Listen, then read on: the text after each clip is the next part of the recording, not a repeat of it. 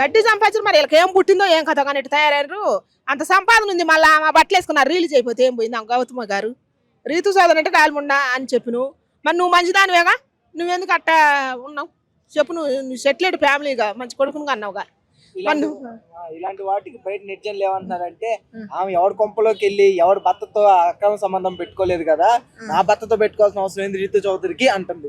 ఓరు నువ్వు సరిగా ఉంటే ఆమె వచ్చేందుకు పెట్టుకుంటా, నువ్వు కూడా సరిగా లేవు, నువ్వు దారి తప్పిపోయి నువ్వుగా.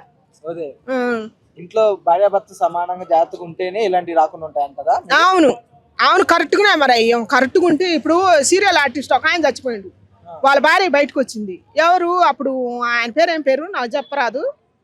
ఆయన సీరియల్ ఆమెను ఒక ఆమెని ట్రాప్ చేసి ఆయన చచ్చిపోయింది. ఆమె కోసం యాక్సిడెంట్లో ఆమె చచ్చిపోతే ఆయన భార్య ఎంత సాంప్రదాయంగా ఉంది. నువ్వు చెప్పేటప్పుడు కూడా నువ్వు కూడా అంత సాంప్రదాయంగా ఉండాలిగా, నీ కుటుంబానికి నువ్వు విలువ ఇవ్వాలిగా. మేము చూస్తే టీచర్ ఆమె మొత్తం అలాగ ఉంది, నువ్వు చూస్తేనే ఎట్టనో ఉండవు. నువ్వు చెప్పే నమ్మసక్కంగా లేవు జనాలకి.